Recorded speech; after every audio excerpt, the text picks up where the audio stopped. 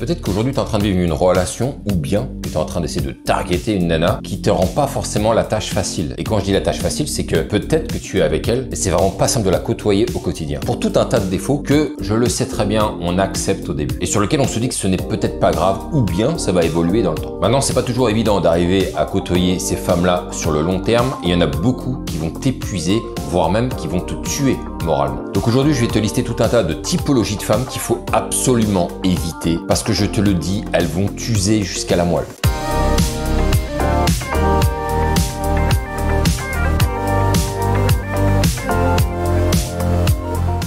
C'est vrai que c'est pas toujours simple d'arriver à déblayer tout ça. Quand il y a une nana qui te plaît, certes, on voit qu'elle a des défauts, mais elle nous plaît physiquement, elle est belle, peut-être qu'elle baisse bien, elle embrasse bien, peut-être qu'il y a de très bons côtés avec elle, mais il y a des petits à côté, on se dit que ce sont des petits à côté qui sont un petit peu chiants à vivre au quotidien, mais on va arriver à dealer avec. Sauf que certains de ces à côté-là sont trop énormes. En réalité, on les minimise trop souvent, on pense que c'est pas grand-chose. Or, ce sont des points qui nous pourrissent la vie en réalité, qu'on accepte, qu'on englobe, qu'on absorbe, et on se dit que ça va aller, il n'y a pas de problème. Sauf que parfois, il y a réellement un problème. Ce que je veux dans cette vidéo, c'est t'expliquer pourquoi est-ce qu'il faut pas que tu perdes trop de temps avec certaines de ces femmes. Il faut pas que tu te perdes. Il faut pas que tu tombes dans un trou psychologique non plus. Être en couple, c'est censé être avec quelqu'un avec qui on se sent bien. Si c'est pas le cas sur les typologies que je vais te montrer là, dans ces cas-là, moi, ce que je t'encourage, c'est à ne plus perdre ton temps avec elle et l'écarter de ton chemin. Salut, si tu viens d'arriver sur la chaîne, je m'appelle Brice, j'ai créé la chaîne La Séduction pour les zéros pour aider tous les hommes de mon âge, assez mûrs, à apprendre à rencontrer des femmes dans la vraie vie. Comment les séduire, comment les draguer, la belle phrase, la bonne attitude, le bon style vestimentaire, la drague à la française, comme on la faisait à l'époque, que les femmes aujourd'hui regrettent parce que malgré tout ce qu'on te dit, les femmes, elles ont besoin, elles ont envie de rencontrer un homme et que ça semble magique. On doit créer cette magie et crois-moi que si tu arrives à faire ça, ça va être fantastique pour toi. Je suis expert en séduction, ça fait une dizaine d'années que j'ai étudié le monde de la drague et de la séduction en abordant, en créant des rencontres en journée comme en soirée. Donc si le principe de rencontrer des femmes dans la vraie vie et que cette vidéo te plaît, dans ces cas-là, abonne-toi, ça ne te coûte rien et ça va donner un peu d'élan à cette petite chaîne artisanale. Et si vraiment tu veux aller plus loin et savoir tout ce que je sais moi pour apprendre à rencontrer des femmes dans la vraie vie, va en description, tu trouveras des liens qui vont t'intéresser. Et reprenons tout de suite le sujet de la vidéo. On va commencer tout de suite avec la première typologie que j'adore. Elle est magnifique cette typologie-là. Ce sont les dépressives. Ces femmes-là, il faut les écarter de ton chemin absolument. Le problème des dépressifs, c'est qu'on a envie de leur venir en aide. Elles sont dans un état de fragilité, on a envie de les aider pour ça. Sauf qu'une personne qui est en dépression, c'est une personne qui va pourrir la vie de ses proches. C'est valable pour tous les dépressifs. Elle voit tout en noir, elle pense qu'elle a les plus gros problèmes du monde, elle est complètement auto-centrée sur ses problèmes. Et un truc très simple que tu peux vérifier, c'est n'espère pas toi avoir du soutien dans tes propres problèmes, elle les voit même pas. Pour elle, tes problèmes ne sont pas des problèmes. Ces problèmes sont au-dessus de tout. Et ce que je dis en réalité va s'appliquer aussi pour les femmes. Lorsque vous rencontrez des mecs qui sont en totale dépression, écartez-vous de ces mecs. Ça va être la même chose. Vos problèmes seront pas des problèmes, les siens sont au-dessus de tout. Bref, les dépressifs, on n'en veut pas. Mais dans tous les cas, si tu mets le doigt sur une femme qui est en dépression ou qui a des troubles psychologiques, mon meilleur conseil, c'est barre-toi en courant, s'il te plaît. Tu fais un sprint là, mais tu te barres. Et vraiment, un petit conseil d'amis, ne t'avise pas de jouer le psy avec elle. Tu vas t'y perdre, tu vas te perdre. Quand une femme malade a des problèmes psychologiques, elle doit les consulter un spécialiste, un vrai psychologue ou un psychiatre ou un psychothérapeute, comme tu veux. Ensuite, une typologie de femme que je vous conseille franchement d'écarter, ce sont les stressés. Franchement, c'est usant. Au début, c'est peut-être marrant, mais à force, c'est usant d'être aux côtés d'une personne qui est tout le temps en tension, qui est stressée, qui n'est jamais vraiment détendue. Et pour savoir ce qu'une personne a vraiment enduré dans sa vie, tu peux l'évaluer avec son niveau de stress dans la vie de tous les jours ou sur des problèmes simples. Parce que pour moi, les choses, elles sont évidentes. Les personnes qui ont affronté énormément de tempêtes, qui ont eu énormément de problèmes, sont beaucoup moins stressés que ceux qui sont stressés en permanence, qui, en réalité, n'ont jamais vraiment vécu de gros problèmes. Et d'ailleurs, il y a une population qui est très résistante au stress que j'ai rencontré dans ma vie, ce sont les Antillais. S'il y a des Antillais qui regardent la chaîne, je vous tire mon chapeau, les gars, je sais pas pourquoi, mais le nombre d'Antillais que j'ai connus qui avaient une résistance au stress, mais qui était incroyable. Alors, je sais pas si c'est dans les gènes ou quoi, mais putain, mais quel plaisir d'être aux côtés de gens qui se prennent pas la tête, qui sont relax, qui sont détendus, pour qui ça glisse. Bon, alors après, j'ai aussi connu des Antillais qui vont même trop loin dans ce concept et qui s'en battent littéralement les couilles, mais alors de tout. Il y a tout qui glisse, même quelque chose qui normalement devrait être important. Donc tout ça pour te dire que être aux côtés d'une femme qui est stressée, c'est franchement relou, parce qu'elle sera toujours en panique, elle sera toujours dans l'urgence des situations. Et honnêtement, c'est vraiment pas agréable à vivre. Ensuite, pour les femmes à éviter, et ça s'assemble vraiment bien avec le stress, ce sont les femmes qui sont anxieuses. L'anxiété. Être anxieux, c'est toujours être flippé de l'avenir, des choses qui vont arriver. Être flippé de tout. Toujours inquiet sur des situations qui pourraient arriver ou qui vont, soi-disant, arriver. Souvent, les personnes anxieuses, ce sont des personnes qui prennent pas beaucoup de risques dans leur vie. Bah oui, elles ont toujours peur du danger. Comme par exemple, éviter d'accélérer trop vite en bagnole par peur de l'accident. Regarder à 4 fois avant de traverser parce qu'une voiture pourrait nous percuter. Alors généralement, tu les reconnais assez facilement, les anxieuses, parce qu'elles ont une vie très bien rangée, rangées, très bien millimétrées, en dehors de toute possible agression extérieure. Elles font souvent, généralement les mêmes choses. Une vie bien cadencée, bien cadrée, sous cloche, dans le confort, pas de prise de risque. On est bon. Tu l'as compris, elle ne laisse donc pas la place à l'inattendu. Et pourquoi est-ce que je te dis que c'est chiant d'être avec une nana comme ça? Parce qu'elle va toujours avoir la culture de l'évitement face au danger. Et donc ça va être très difficile d'improviser des choses, de proposer des choses qui sortent du cadre, de la nouveauté, quelque chose d'un peu exotique. Parce que l'inconnu fait peur. Et donc ces nanas-là, elles ont très peu de montée et de descente émotionnelle parce que de manière, leur anxiété les empêche d'aller traverser certaines lignes. Toi, elles vont t'en empêcher aussi parce que une vie à deux, c'est une vie où on essaie de faire les choses ensemble. Donc si toi t'as envie de faire des choses et qu'elle, elle ne veut pas par peur, toi tu vas pas les faire, tu vas te restreindre, ça crée de la frustration, tu connais la suite, c'est jamais bon d'être frustré dans son couple. Et c'est encore pire en plus si toi tu as l'âme un peu d'un aventurier, parce qu'elle va te freiner en permanence dans tes propositions, et là c'est même plus de la frustration, c'est que tu vas ronger ton frein tout le temps. On sait ce que ça donne, à un moment donné ça explose. Ensuite, pour une autre typologie d'inanalité, ce sont celles qui ont des cicatrices dues à l'enfance. Tout le monde a des cicatrices plus ou moins profondes dues à son enfance. Et quand tu rencontres une femme qui a des cicatrices très profondes, voire même des séquelles, et qui ne base sa vie que par rapport à ça, t'es en face d'une femme qui n'est pas tournée vers un avenir très radieux. Elle aura toujours cette facilité à te rappeler qu'elles sont comme ça parce que ça provient de quelque chose dû à leur enfance et qui les a marquées et qui les marque encore. Donc ça, ce sont des personnes qui finalement restent coincées vers le passé, qui sont bloquées sur un problème qu'elles ne pourront pas résoudre parce que ce qui s'est passé, c'est passé. On ne reviendra pas dessus. Elle se tire elle-même en arrière en pensant constamment à tout ça et en s'excusant des choses qu'elle n'arrive pas à faire aujourd'hui à cause de ses cicatrices. Pour ce que tu l'as compris, généralement, ces petites cicatrices, voire ces grosses cicatrices-là, elles sont dues à des problèmes psychologiques. Ces femmes-là doivent consulter. Encore une fois, ne fais pas le psy avec elles, tu vas y perdre des plumes. Et peut-être que toi, tu es dans ce genre de registre. Honnêtement, c'est vraiment emmerdant quand tu es aux côtés de quelqu'un qui n'arrive pas à avancer, à outrepasser ce qui s'est passé avant. Pas de construction. D'ailleurs, il y a beaucoup de gens qui font des références au passé en disant que pour construire l'avenir, faut connaître ou être en apaisement avec son passé. Pour moi, c'est une erreur. Ce qui a été fait est fait. Il faut toujours aller de l'avant. Sinon, t'es accroché comme avec des boulets, quoi. Ensuite, pour les autres typologies de femmes qu'il faut absolument éviter, et ça, tout le monde les connaît,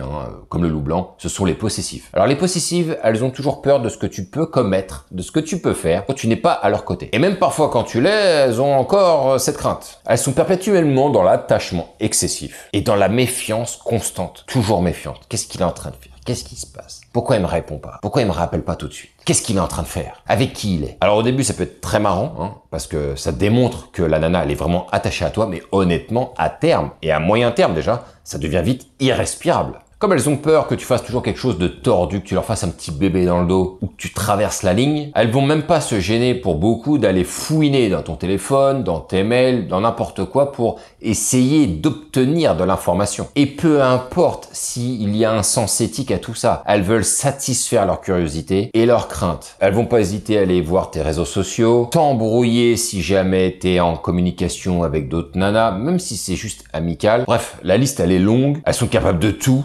Honnêtement, à éviter. Autre nana qu'il faut absolument éviter au maximum, si c'est possible, et on n'en parle pas beaucoup de celles-là, ce sont celles qui ont des TOC, les toqués. Alors le mot TOC veut dire trouble obsessionnel compulsif, ou bien en anglais on dit OCD. Et je connais bien le terme puisque mon ex qui habitait en Angleterre était une OCD. Alors très facile de reconnaître ces femmes-là parce que ce trouble-là, le TOC, avoir des TOC, est très souvent lié à l'hygiène. Alors elles vont voir des microbes partout, des attaques microbiennes en permanence. Elles auront constamment l'impression d'être contaminées par n'importe quoi. D'ailleurs, le passage du Covid a conforté les meufs qui sont toquées, mais comme jamais. Voilà, en termes de propagation de virus, en termes de contamination, ça n'a fait que confirmer toutes leurs certitudes. Tu pouvais tout leur dire sur la manière dont tu pouvais choper le Covid, tout était accepté premier degré. T'aurais même pu dire que tu pouvais choper le Covid par la pensée, c'était pris. En fait, pour être clair, elles ont une manière très irrationnelle de concevoir le principe de l'hygiène, des microbes, de la manière dont on peut se faire infecter. Bref, tout un tas de choses comme ça qui sont non visibles à l'œil humain et qui pourraient nous terrasser. D'ailleurs, tu remarqueras, si tu en connais ou si tu en as connu, qu'elles ont des règles d'hygiène excessive, très excessive. Et tu remarqueras également qu'il est quasiment impossible d'y mettre de la cohérence entre toutes ces règles qu'elles s'imposent. Alors je dis elles se les imposent, mais en réalité, elles les adorent. Elles les appliquent par kiff. Et quand je te dis que c'est très incohérent, je connaissais une nana qui refusait de boire dans le même verre que toi pour des problèmes de microbes, mais qui n'hésitait pas par contre à t'embrasser sur la bouche. Cherche pas à comprendre, c'est leur règle à elles sont toquées, elles ont des tocs, c'est un autre monde. Et c'est pour toutes ces raisons que je te dis qu'il vaut mieux les laisser loin, parce que franchement, c'est chiant d'être aux côtés d'une personne qui a tout un tas de règles, qui a tout un tas de principes, qui tiennent pas la route les uns avec les autres, et cherche pas à y mettre de la cohérence. Elles ont un truc à disjoncter, il y a deux fils qui se touchent, je sais pas, mais il y a un truc qui va pas. Ensuite, les autres nanas à éviter, eh bien, ce sont celles qui parlent de leurs ex en permanence. Franchement, c'est chiant d'être tout le temps aux côtés d'une personne qui te parle de son ex en permanence. Alors, c'est pas fondamentalement parce qu'elle est toujours attirée par lui, mais il y a certains couples, lorsqu'ils se défont, le mec il casse toujours les couilles, il est tout le temps en train de mettre des bâtons dans les roues de la nana, il l'emmerde en permanence, ça leur arrive encore de communiquer et à chaque fois il lui envoie des missiles, il lui dit des choses pas gentilles, ça l'impacte, ou il lui fait des choses pas gentilles et ça l'impacte, et du coup toi t'es un petit peu au milieu de ça sans vraiment vouloir le demander, elle va t'impliquer dans tout ce qui se passe, tu vas avoir une oreille qui est tendue bien évidemment, c'est ta meuf, et donc c'est difficile d'arriver à avancer en tant que couple quand il y a toujours un élément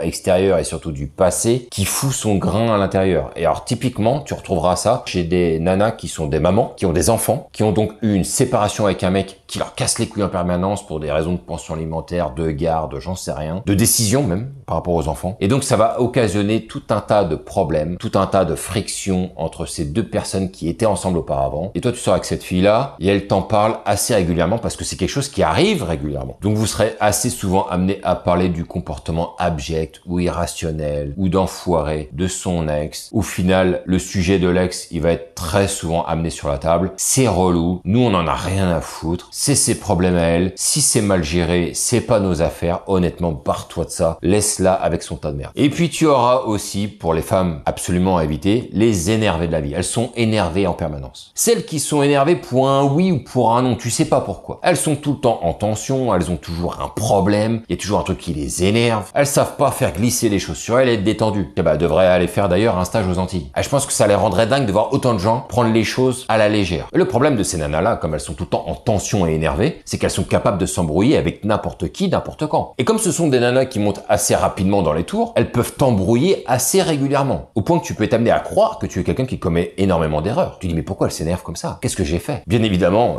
ça te fait perdre toute ta confiance en toi. C'est destructeur. Je pense que tu l'as compris. Mais en plus, elle peut te foutre dans une situation merdique. Parce qu'elle va pas s'embrouiller qu'avec toi. Elle va s'embrouiller aussi avec le monde extérieur. Tu peux te retrouver en bagnole ou bien à une caisse de supermarché et que ça parte en embrouille pour rien. Et toi, t'es au milieu de tout ça. À chaque fois, tu dois intervenir. Et parfois, c'est des génères de malades. Donc non, ces nanas-là, il faut les mettre de côté. On n'en veut pas. On n'en veut pas. Trop de problèmes. Trop de problèmes. Donc voilà ce que je voulais dire aujourd'hui sur les femmes à éviter. Mets-moi dans les commentaires s'il y a d'autres typologies de femmes que je n'ai pas listées là dans cette vidéo qui peuvent être aussi à éviter. Ce sera intéressant que tu partages ça avec le reste de la commu. Sur ce les gars, on se retrouve pour une prochaine vidéo et vive ce putain de game.